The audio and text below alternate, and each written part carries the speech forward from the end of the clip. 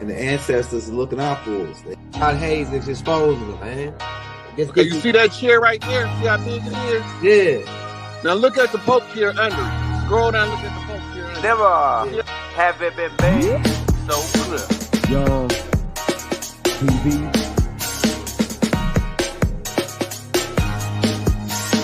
Young. We running the game right now.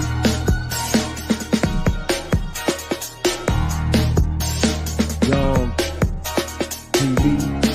Time to take over.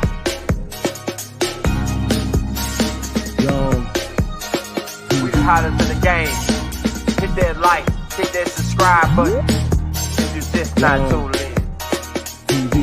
Share, like on your Instagram, Facebook.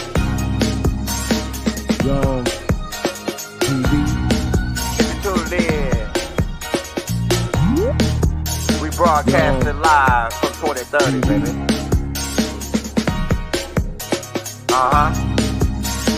Young TV.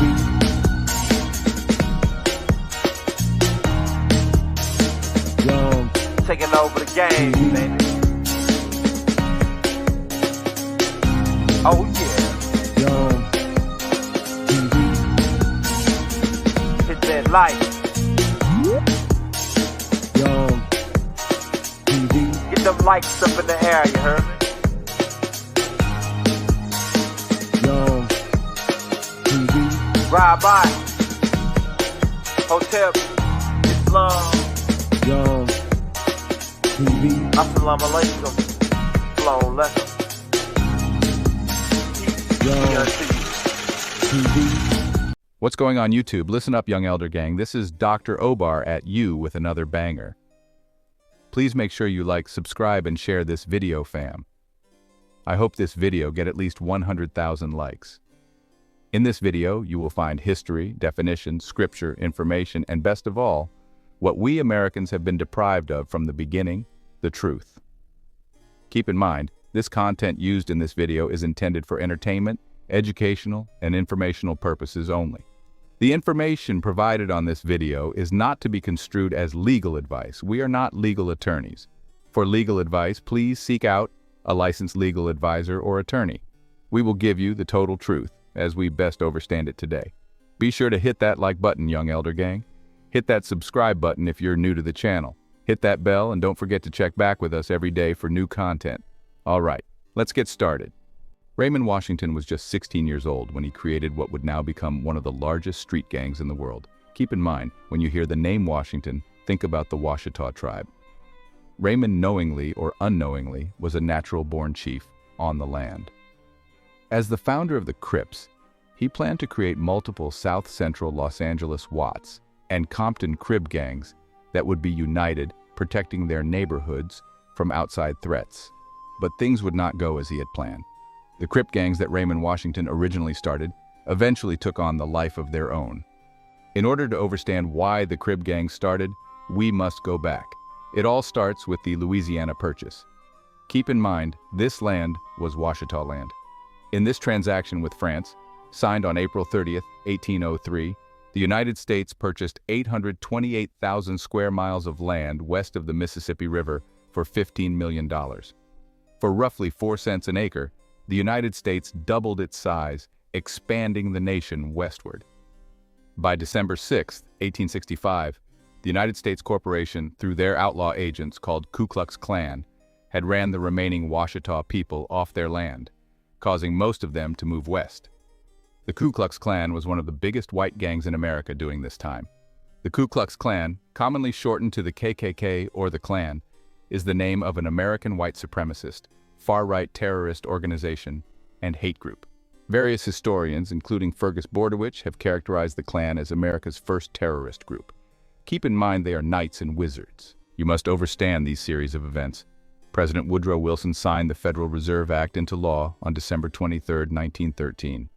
J. Edgar Hoover became the director of the FBI on May 10, 1924, after serving as acting director earlier that year. He held the position until his death in 1972, making him the FBI's first and longest-serving director. You must understand COINTELPRO operation at the North Gate. COINTELPRO, a syllabic abbreviation derived from Counterintelligence Program, was a series of covert and illegal projects conducted between 1956 until present by the United States Federal Bureau of Investigation, FBI, aimed at surveilling, infiltrating, discrediting, and disrupting American political organizations that the FBI perceived as subversive. COINTELPRO-type activities continue today under the rubric of other covert names. Many of the tactics used in COINTELPRO are alleged to have seen continued use, including discrediting targets through psychological warfare, smearing individuals and groups using forged documents and by planting false reports in the media, harassment, wrongful imprisonment, illegal violence, and assassination. According to a Senate report, the FBI's motivation was protecting national security, preventing violence, and maintaining the existing social and political order. You might be wondering, what does Raymond Washington and Big Tookie got to do with being a threat to national security? But you got to keep in mind, the Crips were becoming a powerful black militant group in the eyes of the USA Corporation. We will get more into it as the video continues. Beginning in 1920s, leaders of the Moorish Science Temple of America in Pacific, Noble Drew Ali became a target of this organization. Also, Marcus Garvey as well. Keep in mind, Noble Drew Ali was in Chicago, because that's gone to come back up. Larry Hoover and Jeff Fort, who also got labeled as gangbangers, were stationed in Chicago, which the young natives call now Chirac. Chicago is considered to be the Mecca of the West. It was also referred to as the Stinky Onion. Chicago is named after a smelly onion that once grew in abundance in the area. The onion could be a wild leek, ramp, or nodding onion. The nodding onion, Allium caruum, has a smell and taste similar to garlic and onion. The name Chicago is believed to come from the Miami and Algonquin word chigagu, which means onion field. The word Chicaaqua is another Miami, Illinois word that means stinky onion. The story goes that when French settlers asked local Indians what the area was called, they replied Chicagua. Chicago is really ground zero, since Noble Drew Ali started the bumped straight for Big Mama there. Larry Hoover and Jeff Fort are chiefs of tribes. Dr. Malachi Z York EL is a chief of a tribe. Even though Dr. York's case is different, they were all targeted by the same people. COINTELPRO operations at the North Gate, even Raymond Washington, Big Tookie, and many other chiefs on the land, which you will see later. They all were targets of the COINTELPRO operations. To turn tribes, they didn't approve of into gangs or cults. The COINTELPRO used a tactic called bad jacketing. Bad jacketing is a term for planting doubt on the authenticity of a group or individual's bona fides or identity. Bona fides is a person's honesty and sincerity of intention. They use this tactic to turn outlaw tribes into gangs. A gang is a group or society of associates, friends, or members of a family with a defined leadership and internal organization that identifies with or claims control over territory in a community and engages either individually or collectively in illegal and possibly violent behavior, with such behavior often constituting a form of organized crime. A tribe is a social division in a traditional society consisting of families or communities linked by social, economic, religious, or blood ties, with a common culture and dialect, typically having a recognized leader. You can clearly see that a tribe and a gang mean the same thing. It's just when they add their matrix terms and commercial terms like illegal and possibly violent behavior and crime or criminals. Now they become bad guys in the eyes of the public. It's alchemy, done by the killer clowns to get the people to grant them the energy they needed to take down the chiefs and princes on the land. A lot of this might go over your head. Between 1781 to 1970, a lot of so-called black people, who were really the Native American to Turtle Island, began migrating to California at various times throughout history, including the Louisiana Purchase, the Trail of Tears, and Jim Crow laws of the South. The Trail of Tears was the forced displacement of approximately 60,000 people of the 5 civilized tribes between 1830 and 1850. The Jim Crow laws were state and local laws introduced in the southern United States in the late 19th and early 20th centuries that enforced racial segregation, Jim Crow being a pejorative term for a so-called African American. The last of the Jim Crow laws were overturned in 1965. The laws affected almost every aspect of daily life, mandating segregation of schools, parks, libraries, drinking fountains, restrooms, buses, trains, and restaurants. Whites only and colored signs were constant reminders of the enforced racial order. The roots of Jim Crow laws can be traced back to 1865, when black codes were established in many states to limit the rights of Native Americans who were now being reclassified as African Americans. The black codes laid the foundation for the system of laws and customs supporting a system of white supremacy that would be known as Jim Crow. The majority of states and local communities passed Jim Crow laws that mandated separate but equal status for so-called African Americans. In the United States, so-called slavery was abolished on December 18, 1865, when the 13th Amendment to the Constitution was adopted. However, so-called slavery continued in Texas until June 19, 1865, when all slaves were ordered free. This was because Confederate Texans were still holding slaves and trying to maintain the rebel cause. During the 1950s to 1960s, William Henry Parker, who was police chief of Los Angeles Police Department, LAPD, from 1950 to 1966. Mr. William Parker, who was a member of the Killer Clowns, began recruiting members from Texas, Mississippi, and Alabama and Jim Crow states. They were so-called white men, who were World War II military vets and Ku Klux Klan members, to come to LA and help him with the so-called black problem. Other so-called white gangs had already formed and were aggressive to so-called blacks in California. In California, they had what they called restrictive covenants and land restrictive rules, also called zone restrictions. Property owners signed agreements called restrictive covenants that barred so-called African Americans and sometimes other groups from many neighborhoods. Zone restrictions is where so-called blacks were restricted to their own communities. At the time, so-called African Americans are concentrated in South Los Angeles, as well as a black community in suburban cities such as Compton and Inglewood during the 1950s and 1960s. If they were caught in a white area, the police or white outlaw gangs would beat them and take them to jail. A lot of so-called black people were getting beat every day. Some white police and white gangs sometimes used to ride around town looking for so-called black people just to beat the brakes off of them for fun. They didn't care if they were old ladies or little children. The police's nightstick and dogs were their favorite weapons. A baton, also truncheon, nightstick, billy club, billy stick, kosh, lathi, or simply stick, is a roughly cylindrical club made of wood, rubber, plastic, or metal. If they figured they could get away with it, the so-called black person ended up getting shot in the back. This happened a lot. You might not believe this, but the gangs still practice zone restrictions right now until this very day. Not knowing it started with Jim Crow laws, the police brutality was getting out of hand. Police brutality is the excessive and unwarranted use of force by law enforcement against an individual or a group.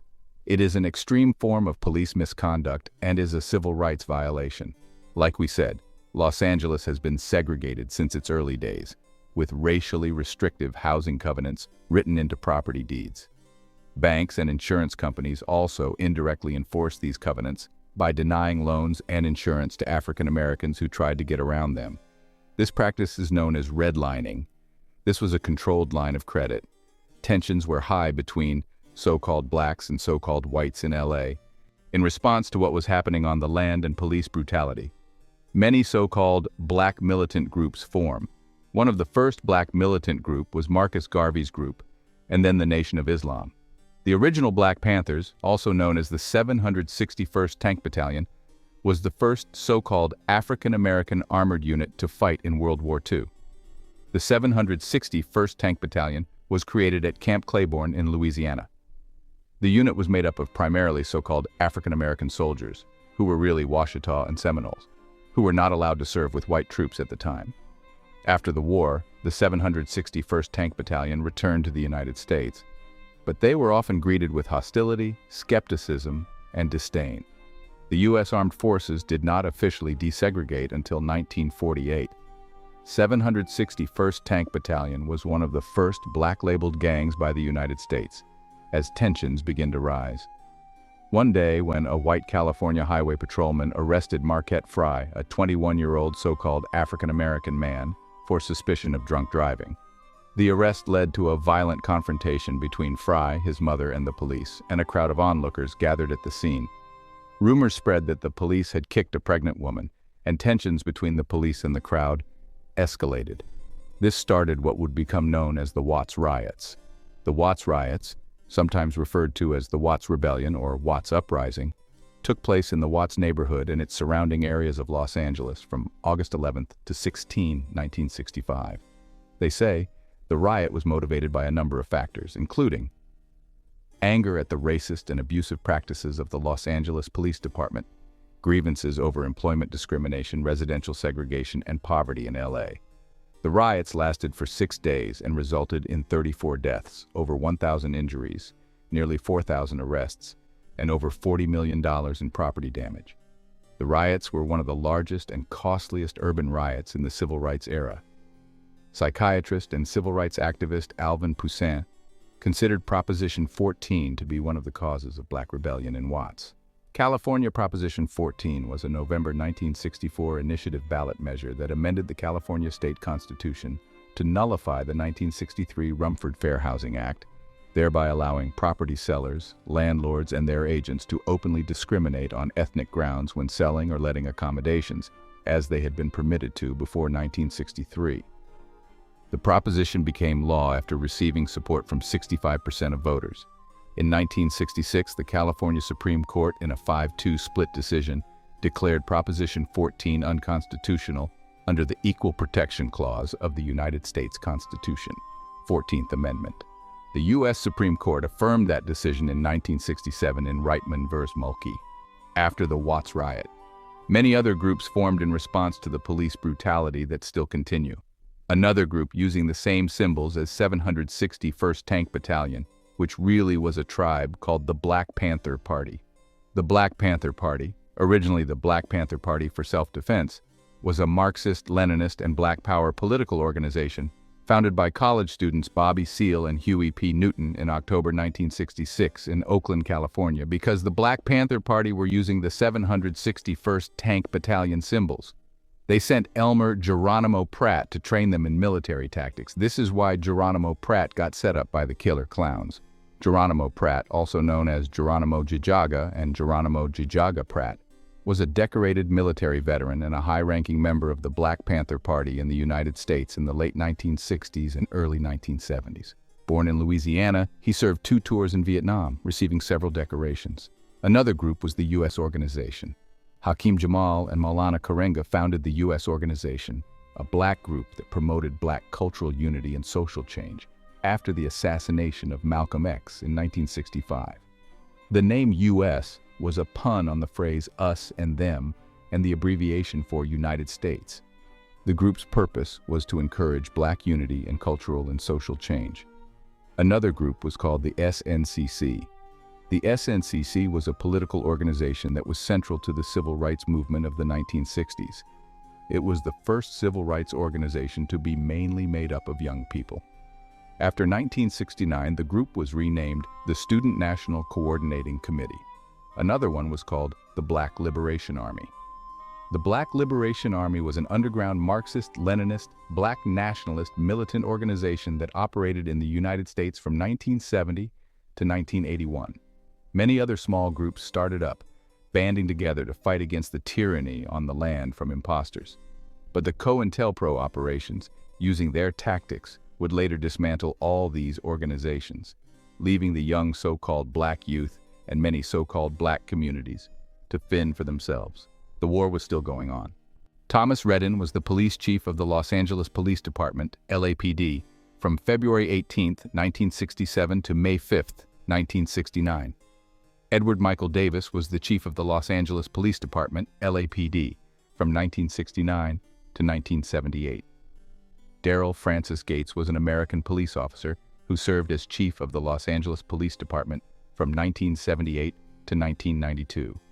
Keep all this in mind, because all these guys were Freemasons. Now, this is where Raymond Washington and Big Tookie come in at. Raymond Washington was born on August 14, 1953 in Los Angeles, California. He spent most of his life on the east side, growing up with 4 brothers on 76th Street between Wadsworth and Central Ave, growing up during the 50s and 60s. Raymond was exposed to many of the issues taking place during that time, including racism, segregation, and the Watts riots, which took place less than a mile from his home. This was also the time of the Black Panthers, an organization formed to bring peace to troubled neighborhoods. The Panthers promoted unity and community independence in South Central LA and set up free breakfast programs for kids like Raymond Washington, who was 12 years old at the time. All these influences surrounding Washington at such a young age forced him to grow up fast. he developed a strong personality and started to become known in his neighborhood as a natural-born chief or leader. In his teen years, he would often get into fistfights at school. These fights would eventually lead to him being kicked out of many LA area high schools and being sent to a juvenile detention center. Soon, Washington was known on the streets as one of the best fighters on the East Side. He rarely drank and didn't do drugs instead. He worked out constantly powerlifting, weightlifting, and boxing every day for hours, quickly developing a reputation as someone who is not to be messed with. He was knocking people out left and right. They were calling him Baby Iron Mike Tyson. The first gang Raymond Washington affiliated himself with was the East Side Avenues. However, Washington was much younger than most members of the Avenues gang, and this came to cause problems. An altercation between Washington and the Avenues founder led to a split, and in 1969, at the age of 16, Washington left to start his own gang. They were known as the Raymond Washington Crew, or the Baby Avenues at first. Raymond used military-like tactics to organize his crew. He held meetings at local parks, set up safe houses in case of attacks, and brought together leaders of neighboring gangs to form unions. He also set a dress code, classic pair of khakis pants, which became the Dickie pants that all gangs began wearing. Just think about how much Dickie Pants Company made off of so-called gang banging. They wore suspenders with ace deuce, a derby hat, which is the Monopoly man hat, the bowler hat, also known as a coke hat, billycock, bob hat, bombin, Spanish, or derby, United States, is a hard felt hat with a rounded crown, originally created by the London hat makers Thomas and William Bowler in 1849. It has traditionally been worn with semi-formal and informal attire. They also wore leather jackets, earring in the left ear, a black glove on the left hand, and a bandana on the left side. Some of them would also wear combat boots as well. A lot of the Crip dress code comes from a combination of how the Black Panthers used to dress and how the hustlers and pimps used to dress back in the 1960s. During this time, there were other gangs such as the Slauson Boys, South Park Boys, Manchester Park Boys, Cafe Boys, a gang called the Smack Boys, and a few more. These all later evolved into being under one umbrella, the Crips. Raymond had a simple and very effective tactic of expanding the Crips. He would go to the leader of another gang and fight him. He went straight to their main man. Once he put the guy on his back, everyone else would join up and follow him. He went to other neighborhoods and said, "Either join me or become my enemy." Most kids living on the edge of thuggery joined. Some did not. Those that were fighters who were not intimidated kept to their own gangs.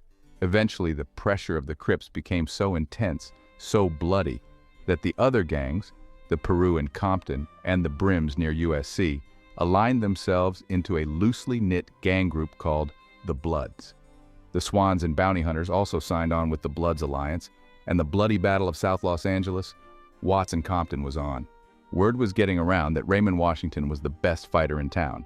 Not to mention, he had a whole crew following him. As word got around, many started saying that Raymond wasn't the baddest guy in town. They were saying, there is another guy on the west side named Big Tookie. If you beat him, you can then say you're the baddest guy in town. You see, back in the day, it was about knuckling up. Knuckle up is a contemporary slang term that means to fight or get ready to fight. As time went on, it became known as catching a fade.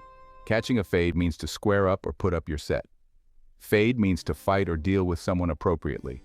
Other conjugations of this slang include, I'm gonna run your fade, it's a fade on sight, etc. Back in the day, all most OG's Crips did was pump iron all day and work on their hands. They were waiting on a fight to see how much they had progress. Fighting was fun to them. It was sport. Crips never back down from a fade. Keep in mind, the Williams are a royal bloodline. Tookie was born Stanley Tookie Williams III on December 29, 1953, in New Orleans, Louisiana. But from the day he was born, everyone in his family just called him Tookie. His mother was 17 years old when she had him, and his father left before Tookie's first birthday, leaving Tookie's mother to raise him on her own. Being a black woman living in the South in the 1950s, it was almost impossible for Tookie's mother to find a way to make good money, so in 1959, in search of a better life for her and her son, she and 6-year-old Tookie boarded a Greyhound bus headed for Los Angeles, California. When Tookie and his mother got to Los Angeles, they moved into an apartment on the west side of South Central. The apartment and the neighborhood looked beautiful from the outside, green manicured lawns and rows of perfectly built 3- and 4-bedroom homes, But the neighborhood wasn't anything like it appeared to be, and was actually one of the most dangerous areas in all of Los Angeles. With high rates of unemployment, poverty, and street crime, drugs, violence, prostitution, all of it was right outside Tookie's front door. The first time Tookie went outside to play, he got into a fist fight with kids from the neighborhood who jumped him to see how tough he was. He was 6 years old. From that day on, Tookie learned that conflict and brutality was a regular thing in South Central. Every day he stepped outside, he'd witnessed different acts of cruelty and rage: fighting neighbors, hustlers preying on the weak and vulnerable, criminals violently taking what didn't belong to them. Everybody was at war over something. The cold and tough way of his neighborhood wasn't the only thing Tookie was subjected to as a kid. He also had to deal with racist police officers who would harass and attack South LA residents of all ages without cause. Tookie had constant exposure to violent behavior coming from all sides. Tookie's young mind began to believe that all the brutality around him was normal. He became desensitized, numb to it all. He decided to do whatever it took to survive. While Tookie was getting an education in the streets, he was also attempting to get an education in the classroom. He was a good student. He was quiet, kept to himself, and enjoyed reading. All throughout elementary school, he got A's and B's in class. Tookie couldn't escape the world around him. When he was 12, he started smoking weed and sniffing glue by the time he was in high school. He was on to heavier drugs, and his grades began to drop, and he'd skip school to go to downtown LA and make money hustling or stealing. Tookie's mother tried to steer him right. When Tookie was young, she taught him the fundamentals of right from wrong, and as a punishment for bad behavior, he'd get regular beatings. And when Tookie got older, she would take him to church 2 and 3 times a week and had him seeing a psychiatrist to treat him. She believed there was something wrong with him mentally, but there was nothing wrong with Tookie's mind. Tookie would later say in interviews that growing up he was a very normal child who was living in an abnormal environment. Eventually, Tookie got expelled from school for stealing from the cafeteria. His mother moved him to a new school, and he got expelled again for fighting. In all, Tookie was expelled from 7 different high schools around LA before graduating. The one benefit that came with Tookie always transferring schools is that he was able to meet people from outside his neighborhood, with many other people being gang members and gang leaders. This gave Tookie an advantage over others because he learned firsthand what gangs ran certain areas of town. Although the Blood and the Crip gangs didn't exist yet, there were still a lot of black neighborhood gangs that did, and many of them approached Tookie to join.